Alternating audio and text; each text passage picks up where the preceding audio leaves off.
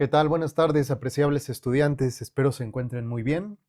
En la cápsula de hoy vamos a tratar algo que me parece será muy importante para su formación, así que he decidido titular esta cápsula ¿Cómo se construyen los argumentos? Vamos a ver esto paso a paso. Primero, y algo muy importante, ¿por qué argumentar? Bueno, como ya les dije al inicio, como les decía al inicio de nuestra asignatura, en entornos virtuales el texto sustituye la presencia del hablante. Entonces, argumentar nos permite defender ideas con claridad, dialogar con otros puntos de vista, convencer con razones y no solamente con opiniones. Pero bueno, aquí cabría preguntarnos, ¿qué es un argumento? Bueno, un argumento es básicamente un razonamiento que busca convencer. No es nada más partir de lo que pensamos, sino que hay que desglosar por qué lo pienso. En este sentido, un argumento combina una idea, ciertas razones y respaldo. Vamos a ver esto desde su propia estructura. Todo argumento bien construido contiene estos cuatro elementos. Una tesis, que implica el qué sostengo, unas razones,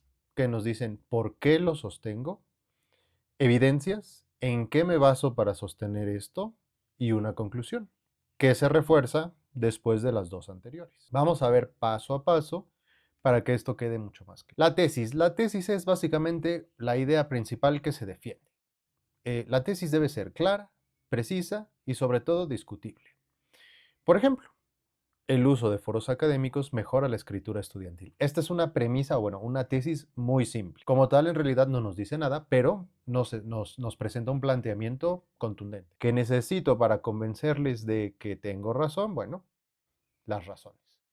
Las razones nos explican por qué la tesis es válida. Cada razón aporta un aspecto distinto. Estas razones van más allá de repetir la tesis, y veámoslo con algunos ejemplos. Las razones obligan a organizar ciertas ideas, fomentan la lectura de otros textos y promueven la revisión antes de publicar. Consideren que las razones son muy importantes y entre mejores sean nuestras razones, mayor solidez le vamos a dar a nuestra tesis. En segundo lugar, vienen las evidencias. Las evidencias fortalecen las razones, es decir, fortalecen al paso previo que ya desglosamos. Estas evidencias pueden ser datos, pueden ser ejemplos, citas o experiencias documentadas. Y les pongo un ejemplo. En cursos en línea, los estudiantes revisan más veces sus textos antes de publicarlos. Estas serían unas evidencias que refuerzan la tesis que planteé inicialmente. Ahora, vamos hacia la conclusión. ¿Qué es la conclusión? Bueno, la conclusión, como ya lo habíamos visto en algunas sesiones previas, retoma la tesis. Esta conclusión se construye a la luz de lo que se ha argumentado, es decir, desde lo que se construyó desde las razones y las evidencias, y también refuerza la postura declarada inicialmente, o sea, refuerza la tesis. Muy importante, la conclusión no repite, cierra. Vamos a ver esto en un esquema que sintetiza los pasitos. Tesis, después desglosamos razones, presentamos evidencias que refuercen nuestras razones y con estos elementos planteamos una conclusión. Si este esquema lo quisiéramos trasladar a preguntas, que muchas veces cuando escribimos es más conveniente, las preguntas serían estas. ¿Qué digo? Esa es mi tesis. ¿Por qué lo digo? Estas son las razones por las que digo mi tesis, o sustento mi tesis, o propongo mi tesis más bien. ¿En qué me apoyo? En las evidencias. Ahora sí, las evidencias son lo que me ayudan a sustentar o sostener lo que estoy diciendo. Y por último, ¿qué concluyo? Después de lo que dije, por qué lo dije y presentar los elementos con los que me sostengo, ¿qué concluyo o a qué llego? ¿Lo demostré? ¿Demostré lo que decía o no lo demostré? Si no lo demostré, bueno, ahí hay algo falló en los pasos intermedios. Bueno, la argumentación en contextos virtuales.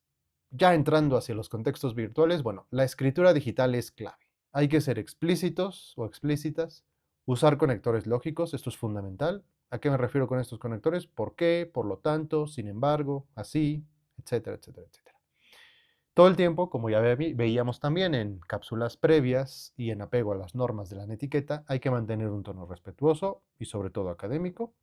Y muy importante, siempre el texto debe de decir todo lo que el lector necesita entender. Si un texto deja más preguntas que certezas, algo está mal.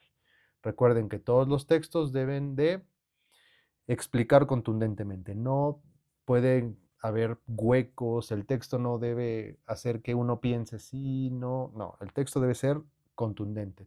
Todo lo que el lector necesita entender tiene que estar en el texto.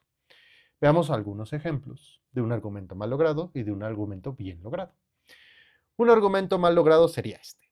Los foros en línea son buenos porque ayudan a los estudiantes. Además, a mí me gustan y creo que deberían usarse más en las clases. Vamos a ver por qué esto es un argumento débil. En principio, la tesis es vaga.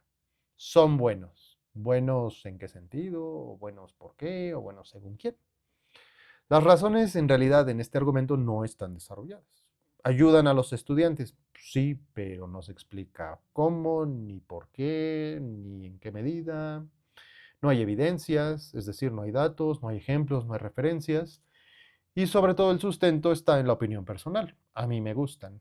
Eso pues no convence a los lectores. A mí me pueden gustar los foros, pero puede haber alguien a quien no. Y entonces, ¿cómo lo convenzo de que en realidad son buenos? Entonces, en principio, esto es una opinión, no es un argumento. En contraste, un argumento bien logrado sería así. El uso de foros académicos en entornos virtuales mejora la calidad de la escritura estudiantil, porque obliga a los alumnos a organizar sus ideas antes de publicarlas y a considerar los puntos de vista de otros compañeros. En cursos en línea, los estudiantes suelen revisar varias veces sus textos antes de subirlos, lo que favorece una escritura más clara y cuidada.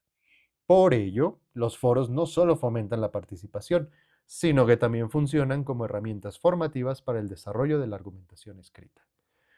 Vamos a desglosar algunos elementos para decir por qué esto es un buen argumento. La tesis en principio es clara. Mejora la calidad de la escritura estudiantil. Esto es lo que voy a defender. ¿Cuáles son las razones para defender esto? Bueno, ayudan a organizar ideas y ayudan a considerar otros puntos de vista. La evidencia plausible que podemos identificar es la revisión de los textos antes de publicar. Y en la conclusión se refuerza la tesis y se amplía. Entonces, como verán, en este argumento no solo se opina, se está explicando y se justifica. Pausen la cápsula, regresen al argumento e identifiquen, traten de identificar cada uno de los pasos, la tesis, las razones, las evidencias y la conclusión. Como podrán ver, hay marcadores discursivos que nos llevan por cada uno de estos puntos, pero hagan el ejercicio por sí mismos. Ahora, un consejo muy importante para ustedes que serán juristas. La diferencia entre opinar y argumentar no está en tener razón, sino en saber justificar. Muchas veces, y ya lo verán a lo largo de su formación y eventualmente en su desarrollo profesional, no siempre triunfa el que tiene razón, sino el que sabe justificar mejor. Y ahora les propongo una actividad muy rápida. Después de cerrar esta cápsula, traten de dedicar 5 minutos a estos 3 pasitos. 1. Escribe una tesis en una oración. Agrega una razón y un ejemplo. Y pregúntate, ¿convencería a alguien que piensa distinto? Con la tesis, la razón y el ejemplo que estoy construyendo, ¿podría convencer a alguien que piense distinto? Traten de hacer esta actividad y verán que poco a poco irán mejorando en sus argumentos. Bueno, esto sería todo por la cápsula de esta semana y nos vemos el día de mañana, martes 5 de mayo, a las 9 p.m. en nuestra sesión sincrónica.